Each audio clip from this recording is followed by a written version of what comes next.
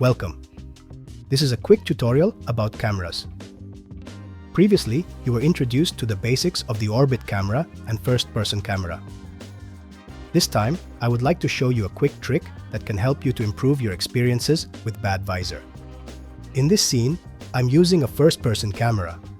If you want to know more about first-person cameras, please check the quick tutorial.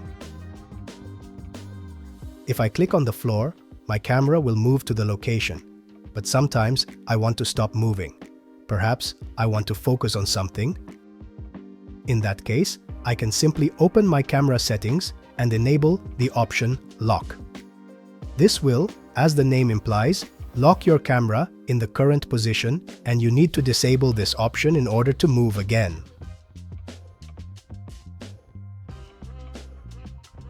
If you want to make this more interactive, why don't we use an animate node and connect it to my UI?